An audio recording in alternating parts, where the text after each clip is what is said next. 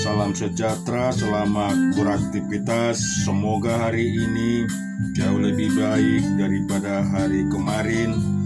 Berkat Tuhan berkelimpahan di hidup kita. Kita baca firman Tuhan dan kita renungkan dari Matius pasal yang ke-10. Yesus memanggil ke-12 muridnya dan memberi kuasa kepada mereka untuk mengusir roh-roh jahat dan untuk melenyapkan segala penyakit dan segala kelemahan. Inilah nama ke-12 rasul itu.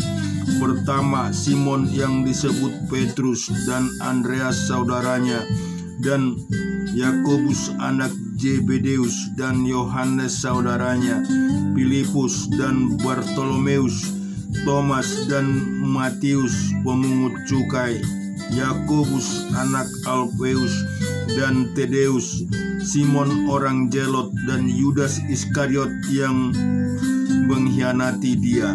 Ke-12 murid itu diutus oleh Yesus dan ia berpesan kepada mereka,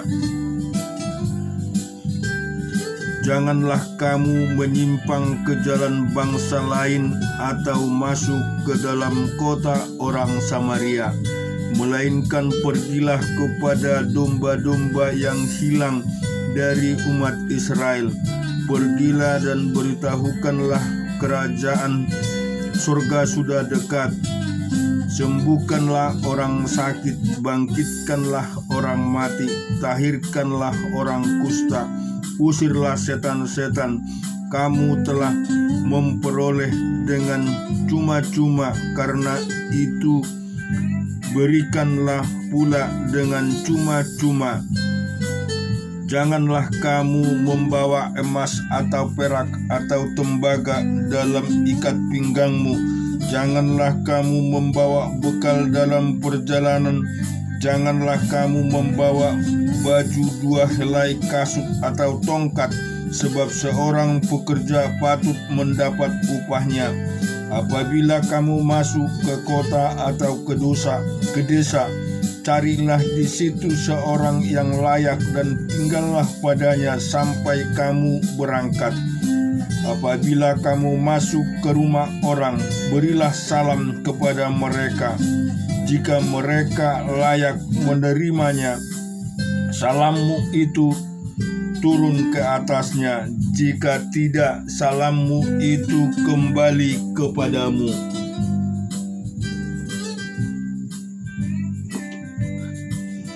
Dan apabila seorang tidak menerima kamu dan tidak mendengar perkataanmu, keluarlah dan tinggalkanlah rumah atau kota itu, dan kebaskanlah debunya dari kakimu.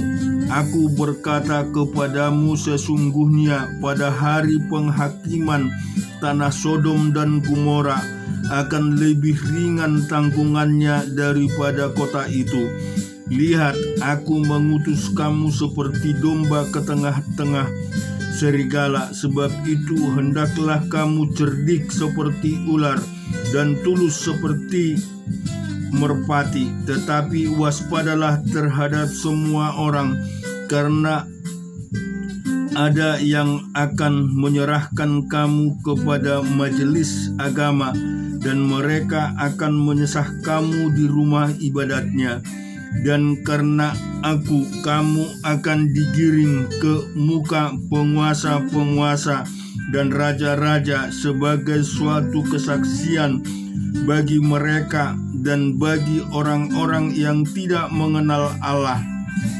Apabila mereka menyerahkan kamu, janganlah kamu khawatir akan bagaimana dan akan apa yang harus kamu katakan, karena semuanya itu akan dikaruniakan kepadamu pada saat itu juga. Karena bukan kamu yang berkata-kata, melainkan Roh Bapamu, Dia yang akan berkata-kata di dalam kamu. Orang akan menyerahkan saudaranya untuk dibunuh, demikian juga seorang ayah akan anaknya, dan anak-anaknya akan memberontak terhadap orang tuanya dan akan membunuh mereka, dan kamu akan dibenci semua orang oleh karena namaku, tetapi orang yang bertahan sampai pada kesudahannya akan selamat. Apabila mereka menganiaya kamu dalam kota yang satu, larilah ke kota yang lain, karena aku berkata kepadamu, sesungguhnya sebelum kamu selesai mengunjungi kota-kota Israel, Anak Manusia sudah datang. Seorang murid tidak lebih daripada gurunya atau seorang hamba dan pada tuannya. Cukuplah bagi seorang murid jika ia menjadi sama seperti gurunya, dan bagi seorang hamba jika ia menjadi sama seperti tuannya. Jika tuan rumah disebut Belzebul apabila seisi rumahnya, jadi janganlah kamu takut terhadap mereka, karena tidak ada sesuatu pun yang tertutup yang tidak akan dibuka, dan tidak ada sesuatu pun yang tersembunyi yang tidak akan diketahui. Apabila yang kukatakan kepadamu dalam gelap, katakanlah itu dalam terang, dan apa yang dibisikkan telingamu, beritahukanlah itu dari atas atap rumah. Dan janganlah kamu takut kepada mereka yang dapat membunuh tubuh, tetapi yang tidak berkuasa membunuh jiwa. Takutlah terutama kepada Dia yang berkuasa membinasakan baik jiwa maupun tubuh di dalam neraka. Bukankah burung pipit dijual 2 ekor seduit?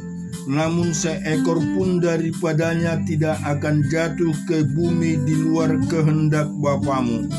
Dan kamu, rambut kepalamu pun terhitung semuanya. Sebab itu janganlah kamu takut, karena kamu lebih berharga daripada banyak burung pipit. Setiap orang yang mengakui aku di depan manusia, aku juga akan mengakuinya di depan Bapa-Ku yang di sorga. Tetapi barang siapa menyangkal aku di depan manusia, aku juga akan menyangkalnya di depan Bapa-Ku yang di surga. Jangan kamu menyangka bahwa aku datang untuk membawa damai di atas bumi. Aku datang bukan untuk membawa damai, melainkan pedang. Sebab aku datang untuk memisahkan orang dari ayahnya, anak perempuan dari ibunya, menantu perempuan dari ibu mertuanya, dan musuh orang ialah orang seisi rumahnya. Barang siapa mengasihi bapa atau ibunya lebih daripadaku, ia tidak layak bagiku. Dan barang siapa mengasihi anaknya laki-laki atau perempuan lebih daripadaku, ia tidak layak bagiku. Barang siapa tidak memikul salib dan mengikut aku, ia tidak layak bagiku. Barang siapa mempertahankan nyawanya, ia akan kehilangan nyawanya. Dan barang siapa kehilangan nyawanya karena aku, ia akan memperolehnya. Barang siapa menyambut kamu, ia menyambut aku. Dan barang siapa menyambut aku, ia menyambut Dia yang mengutus aku. Barang siapa menyambut seorang nabi sebagai nabi, ia akan menerima upah nabi.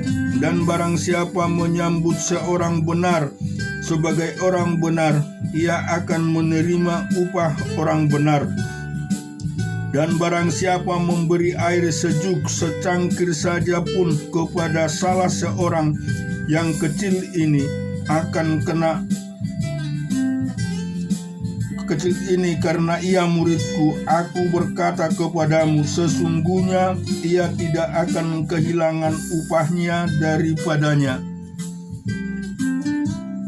Kita juga akan baca di Kejadian pasal ke-20. Lalu Abraham berangkat dari situ ke tanah Negeb, dan ia menetap antara Kades dan Syur. Ia tinggal di Gerar sebagai orang asing. Oleh karena Abraham telah mengatakan tentang Sarah istrinya, "Dia saudaraku," maka Abimelek raja Gerar menyuruh mengambil Sarah.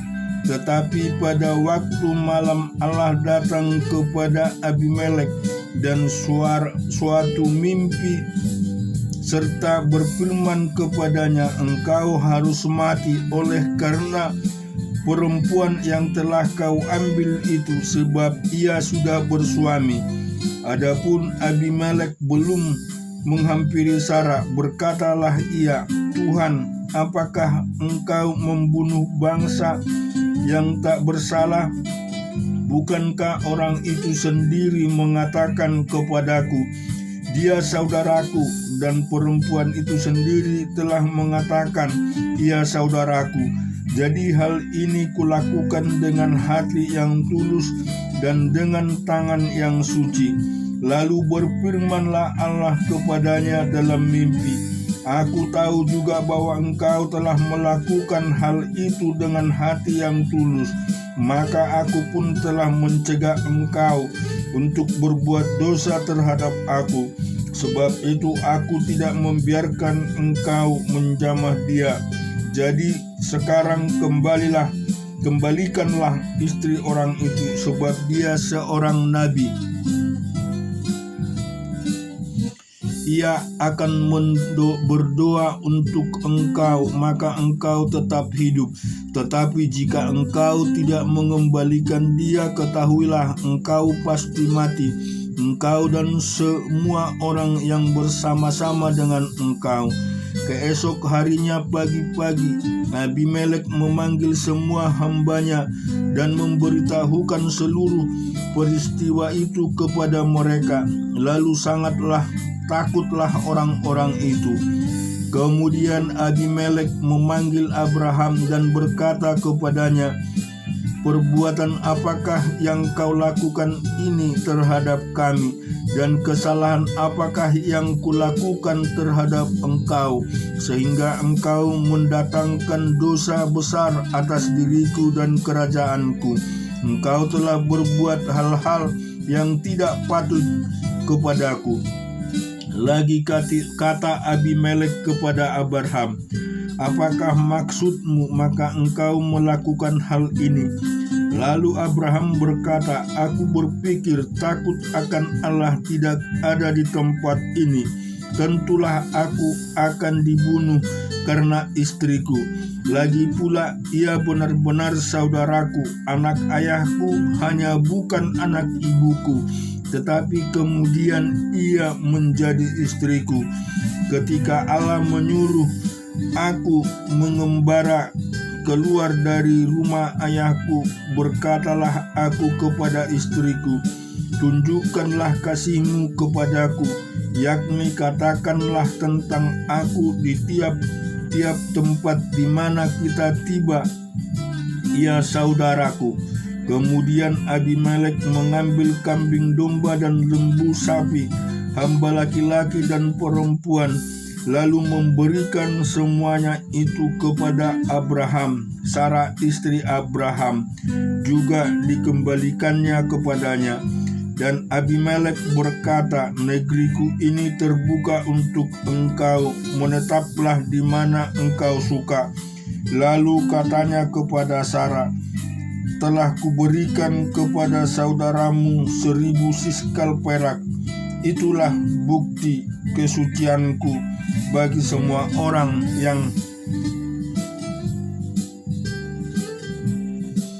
bersama-sama dengan engkau, maka dalam segala hal engkau dibenarkan.' Lalu Abraham berdoa kepada Allah, dan Allah menyembuhkan Abimelek dan istrinya dan budak-budaknya perempuan, sehingga mereka melahirkan anak. Sebab tadi Tuhan telah menutup kandungan setiap perempuan di istana Abimelek, karena Sarah istri Abraham itu. Kita akan baca Bilangan pasal yang ke-12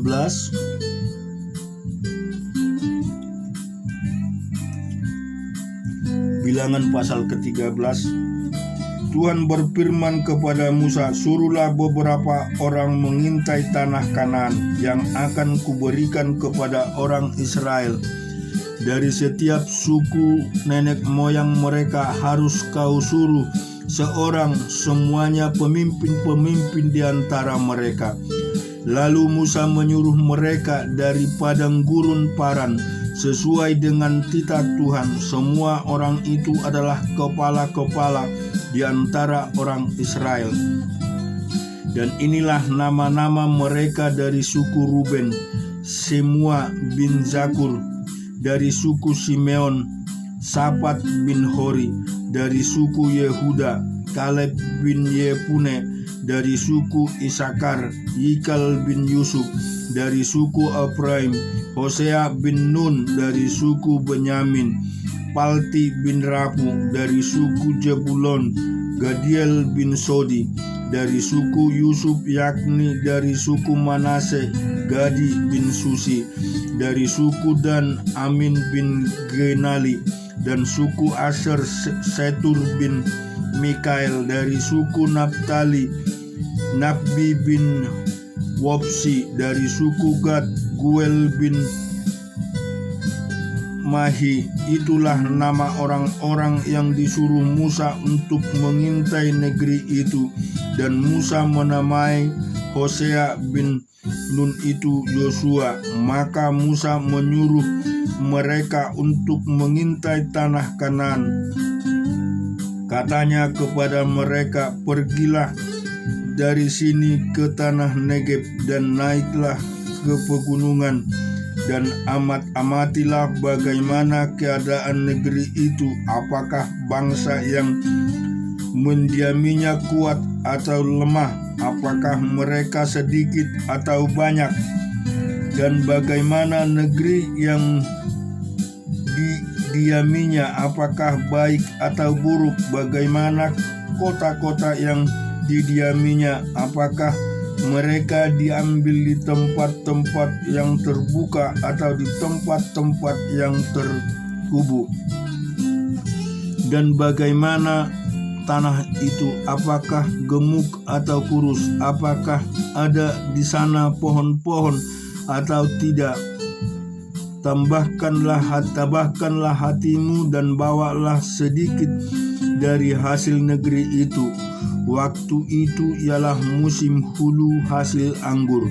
Mereka pergi ke sana lalu mengintai negeri itu mulai dari padang gurun Din sampai ke Rehob, ke jalan yang menuju ke Hamat.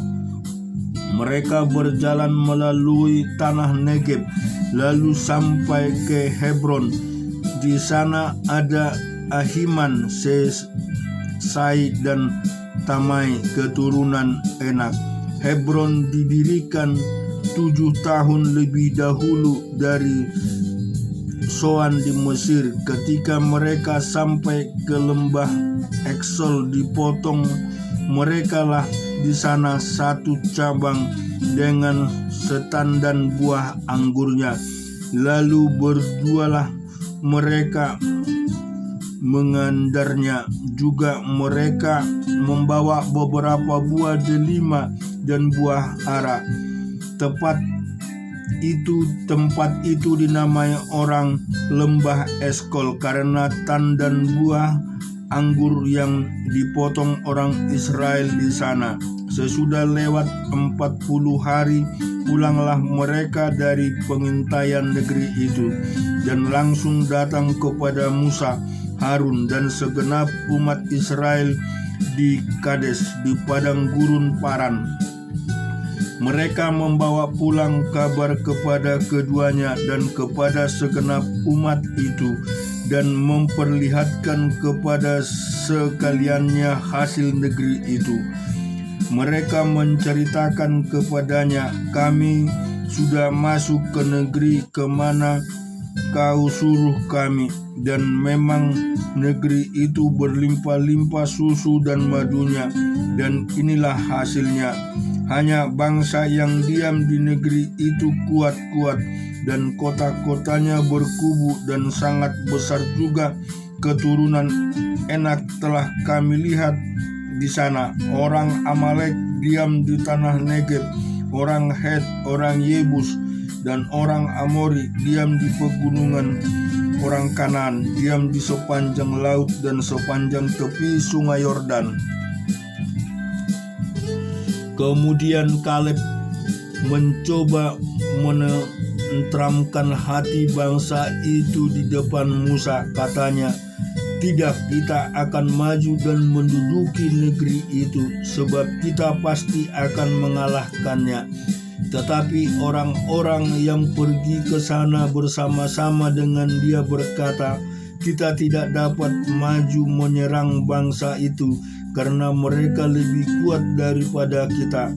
Juga mereka menyampaikan kepada orang Israel kabar busuk tentang negeri yang diintai mereka dengan berkata, "Negeri yang telah kami lalui untuk diintai adalah suatu negeri yang memakan penduduknya, dan semua orang yang kami lihat di sana adalah orang-orang yang tinggi-tinggi perawakannya.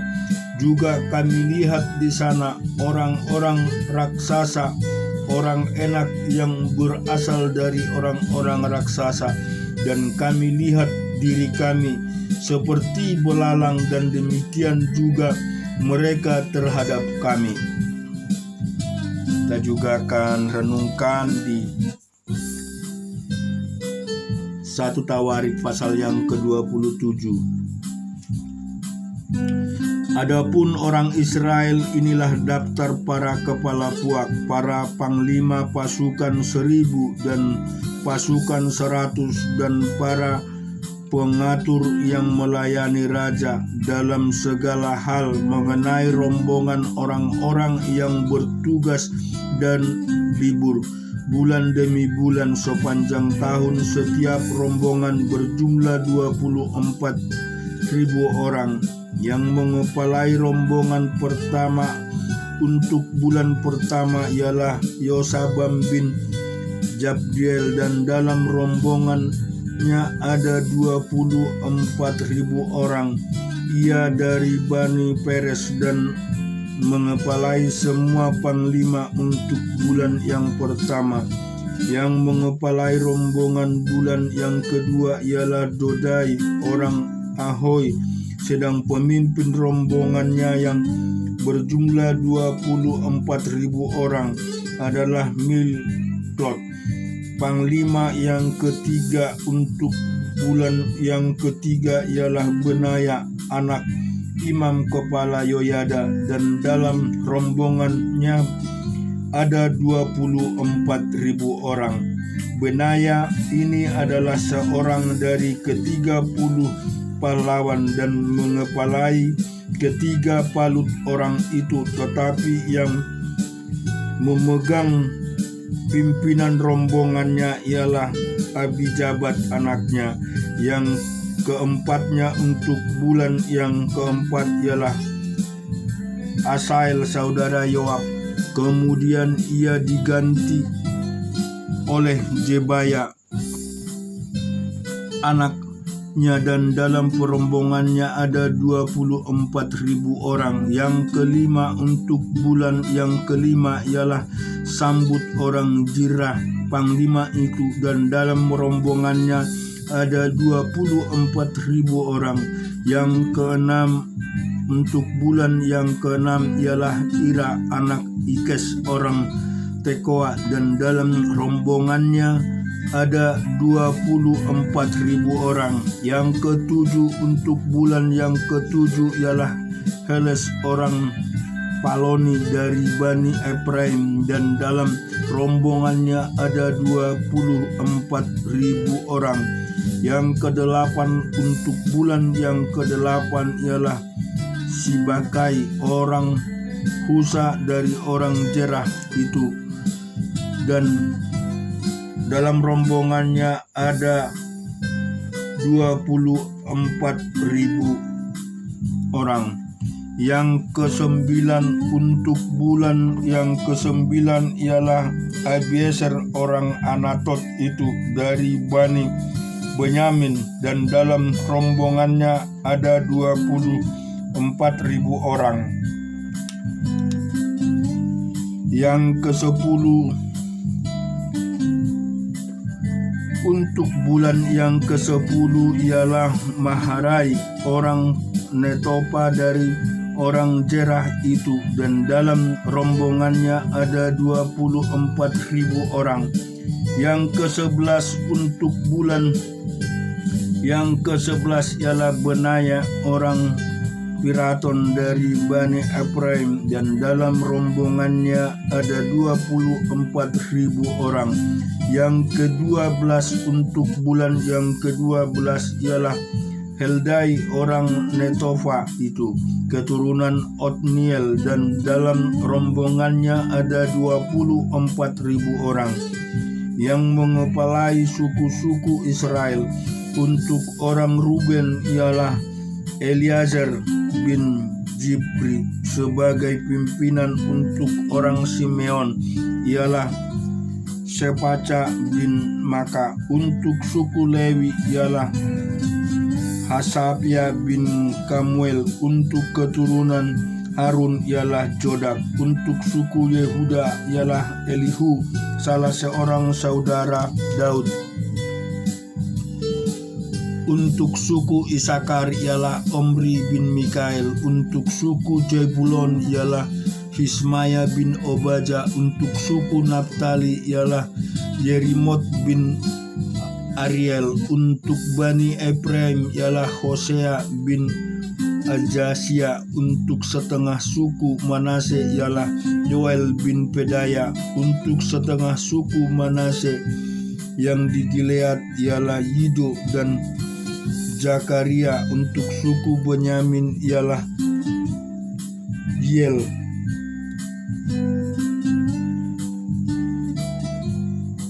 Untuk suku Dan, untuk setengah suku Manase yang di Gilead ialah Rido dari Jaderia, untuk suku Benyamin ialah Yasel bin Abner, untuk suku Dan ialah Ajaril bin Yeora. Itu para kepala suku-suku Israel. Daud tidak menghitung jumlah orang-orang yang berumur 20 tahun ke bawah, sebab Tuhan telah menjanjikan untuk membuat orang Israel sebanyak bintang-bintang di langit.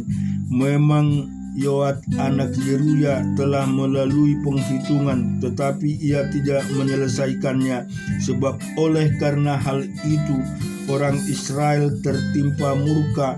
Dengan demikian jumlah mereka tidak dibukukan dalam kitab sejarah Raja Daud.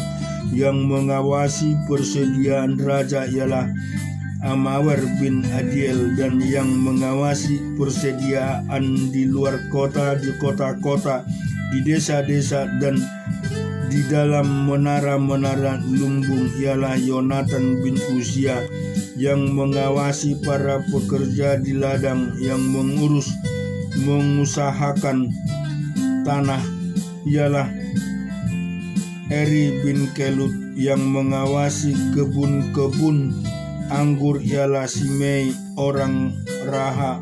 Yang mengawasi hasil kebun anggur untuk persediaan anggur ialah Jabdi orang Sibmi. Yang mengawasi pohon-pohon zaitun dan pohon-pohon ara di daerah bukit ialah Balhanan orang Gideri. Yang mengawasi persediaan minyak ialah Yoas. Yang mengawasi lembu sapi yang digembalakan di tanah Saron ialah Sitria orang Saron.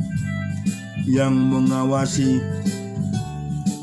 lembu sapi di lembah ialah Safat bin Aldai. Yang mengawasi unta-unta ialah Obil orang Ismail. Yang mengawasi keledai-keledai betina ialah Yedeya orang Meronot.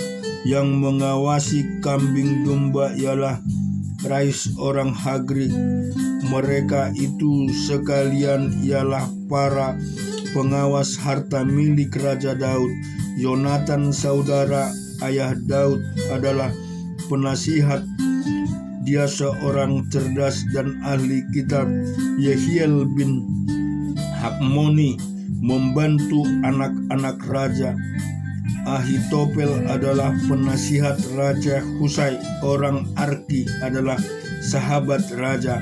Yang menggantikan Ahitofel kemudian ialah Yoyada bin Benaya dan Abiatar. Panglima raja ialah Yoab.